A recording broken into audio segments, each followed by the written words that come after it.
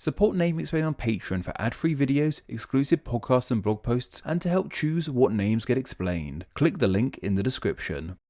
Music is seemingly a universal love. People who don't enjoy music of any sort are far and few between. We form deep connections and touching memories thanks to songs and the roles they play in our lives. Though sometimes a song can just be a damn good track to listen to. Names play such a large role in the music industry too. Of course, this wasn't always the case, however. Classical musicians didn't really use stage names, and a lot of them just gave their music number-based names. I'm looking at you, Mr. Beethoven, and your symphonies number 1 through number 9, though even he gave some of his music more unique names too. Luckily, bands and recording artists put a bit more thought into their names now as to when Beethoven was around. A ton of thought goes into the names musicians use, whether that be their stage names, their album names, or what we're looking into today, the names of their songs. Songs are named in all manner of ways these days, whether they be named after a line in the song like So Many Are, or something else entirely. One of my favourites is Blur's song 2, named as it's 2 minutes and 2 seconds long, has 2 verses, 2 choruses, and was the second song on the album, though many songs have titles that are also the names of people. It's these songs we'll be looking into today. Songs with titles that are also human names are plentiful. I found whole lists of them online. Some of these name-based song titles are relating to real people, or some of the names of characters who appear in the songs. So today, let's try and figure out why exactly these songs were titled with the names of people, and try and figure out who these people were and if they were even real. Though, what I found most interesting about these was just how many more songs there are with traditionally female names in their title than traditional male names. I imagine there's a ton of reasons as to why this is the case. I guess historically there'd be more famous male bands and musicians, and traditionally men sing about women, though there are plenty of times where this isn't the case. We have female singers with male names in their song titles, male singers with male names in their song titles, and even female singers with female names in their titles. Despite male singers singing about female names being the most popular, anyone can sing about whoever they want.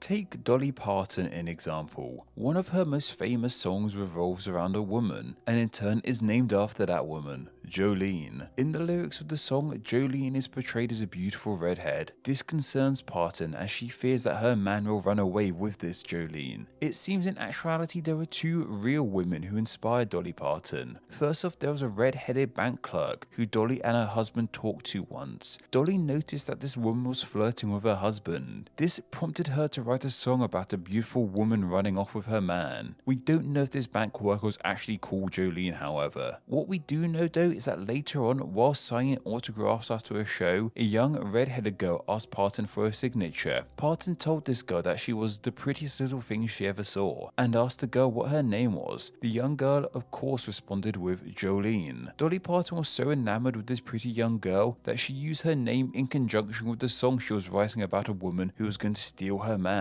This means that the song was inspired by 2 real women, with one of them actually being called Jolene, though she was just a little girl in reality. Sometimes song titles contain a name as well as other words. That's the case with the Plain White T's song Hey There Delilah. Listening to this song's lyrics makes it seem like an incredibly pretty heartwarming affair of a man reassuring his partner that things will be okay between the 2 of them, despite the distance. The sweetness of this song, however, kind of falls to the wayside when you find out about the real Delilah. The story of the song is a work of fiction written by the band singer Tom Higginson. At a college party, Higginson met a graduate of Columbia University named Delilah DiCrescenzo. She actually had a boyfriend at the time, and she and Higginson never dated. This didn't stop him writing the song, however, in the hopes it would impress her. While she attended the Grammys with the band, she and the singer never actually ended up dating. It seems she also has quite complex feelings about the song and how it used her name. Part of her, it seems, was creeped out by it and the fact the song was everywhere when it first came out. However, she has also said, if it wasn't for me, I'm sure Tom would have been inspired by a different girl and written an amazing song about her. As far as I'm concerned, I was in the right place at the right time and met the right person. Just the luck of the draw. Nevertheless, this shows us that there was a real Delilah to accompany the song. However, the love between her and the singer wasn't quite as real. While Billie may be a name linked to men and women, Billie Jean was most certainly a woman, and the song named after her was performed by by Michael Jackson. The song revolves around a woman called Billie Jean who is claiming that Jackson is the father of her child. This time it seems there wasn't a real Billie Jean, it was just the name Jackson used to represent a huge variety of women who stalked Jackson and claimed that he was the father of their children. It seems Jackson didn't enjoy this attention, however, and this song was a way of expressing this feeling. As to why the name Billie Jean was used, well, we didn't seem to be too sure. Maybe there was a real Billie Jean, or maybe the name was just used because it fit the song so well. A former tennis player called Billie Jean King was prominent at the time of the song's release. Jackson's producer Quincy Jones thought people might get her and the song mixed up, though that doesn't seem to have been the case as of yet. Simon and Garfunkel's Cecilia might seem like little more than a love song at first, the tale of a man hoping to get his Cecilia back and eventually she loves him again. However, once we understand where this name comes from, the song takes on a much deeper meaning. One theory about the song is that Cecilia isn't just some random lady, but instead is Saint Cecilia, the Catholic patron saint of music, among other things. Once we know this, we can start to interpret these lyrics differently. It's thought the song is about Paul Simon's rage and having creative block in regards to making music. He's down on his knees begging Saint Cecilia as his muse to help guide the music creation process, as she is the patron saint of the art form. Understanding this really elevates the song to be a commentary on how frustrating making art can be, though most interpret it as just a love song, which is completely fine. Paul Simons is an incredible songwriter, and this is just more proof of that fact, though this is just an idea as to what the name in the song means. As far as I'm aware, Simons has never confirmed this himself.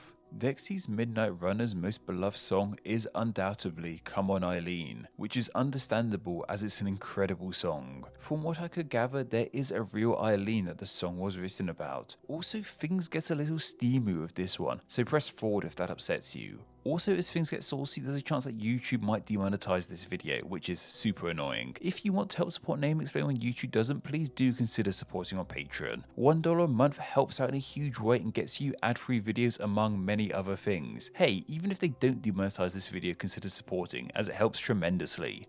Anyway, Dexy's lead singer and writer is Kevin Rowland, and the story goes is that he was raised in a strict Catholic family. Of course, in Catholicism, sex is a very taboo subject, yet when he was a young, altar boy, he became romantically involved with another young girl called Eileen. The song is inspired by this time with Eileen and his discovery of the wonders of human procreation, while still being aware of how taboo his religion made it, which made everything much more exciting. As I said, it's pretty steamy. ABBA are one of the most successful pop groups of all time, and even they have a song which shares its title with a name, that being Fernando. Fernando was in fact one of their biggest hits, though who is this Fernando? Well, something interesting about ABBA is because they were Swedish, it meant that many of their songs were recorded in Swedish and English. While both versions are titled Fernando, the story of the song and who exactly Fernando is differs in the two versions. This obviously means that there isn't a real Fernando. In the Swedish version, Fernando is a heartbroken man who recently lost the love of his life. The song's writer and ABBA member Bjorn Ulvaeus didn't stick to this story in English. Instead, he created a narrative relating to the Mexican Revolution of 1910, in which two veterans of this war were reciting tales of the revolution. He did this as he felt the Swedish version was a tad too dull and wanted a more exotic story to accompany the name Fernando, which he felt was a rather exotic name. There was fittingly a Spanish version of the song too, which had a story similar to the English language version. While the Gorillaz are seen as a fictional band as their members are animated, their first hit was named after a very real person, that being Clint Eastwood. This song doesn't seem to actually be about the Western actor turned director, but instead named after him due to sampling music from Eastwood's popular film The Good, the Bad and the Ugly. The sunshine in a bag lyric is thought to reflect a line in the film too, where Eastwood calls a bag full of gold sunshine in a bag. The melodica used throughout the song was thought to sound like the music in another Clint Eastwood film too, A Fistful of Dollars. Damon Albarn of the Gorillaz has gone on to say they haven't heard from the real Eastwood in regards to what he thinks of the song. American Pie might be Don McLean's most beloved hit, and the names used in that song can be analysed into a video unto themselves. However, his name-titled song of Vincent is just as good. though maybe better. If you aren't sure which Vincent the song's title is meant to be about, then the song's opening line of Starry, Starry Night should give you a good idea. McLean's Vincent is about the tortured life, work, and death of Dutch artist Vincent van Gogh, or Gough, or Hock, or however you want to say it. Don McLean has explained why he wrote a song about the painter, stating that, in the autumn of 1970, I had a job singing in the school system, playing my guitar in classrooms. I was sitting on the veranda one morning, reading a biography of Van Gogh, and suddenly I knew I had to write a song, arguing that he wasn't crazy, he had an illness. So I sat down with a print of Starry Night and wrote the lyrics out on a paper bag. These lyrics on a paper bag would turn out to be one of the finest odes to a painter ever. As the song goes,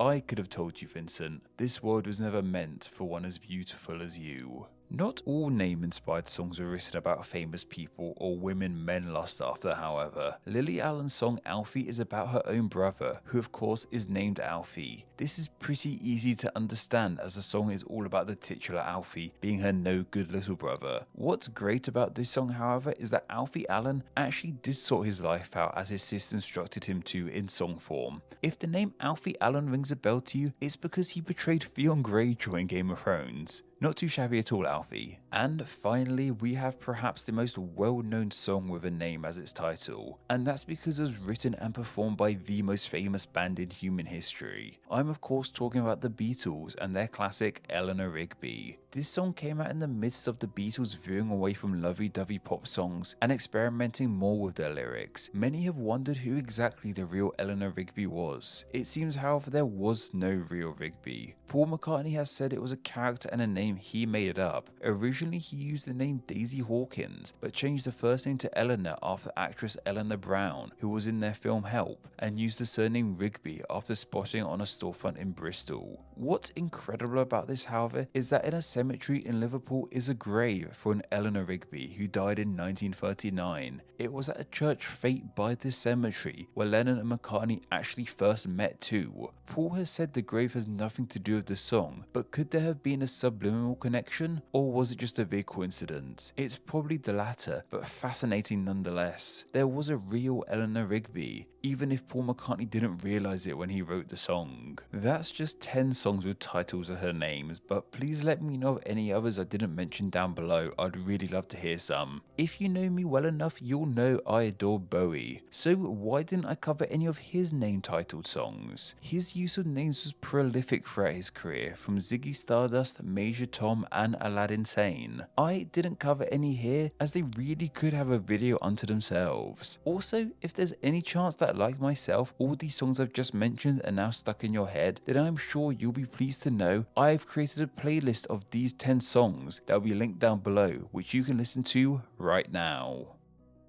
Thank you to all my patrons who support Name Explain on a monthly basis. Patreon is vital to Name Explain, and donating just $2 a month allows you to enjoy ad-free videos and bonus Patreon exclusive content. It also allows you to help choose what names get explained in upcoming videos, and it gets your name here with all these awesome people. Thank you so much for all the support you guys give Name Explain.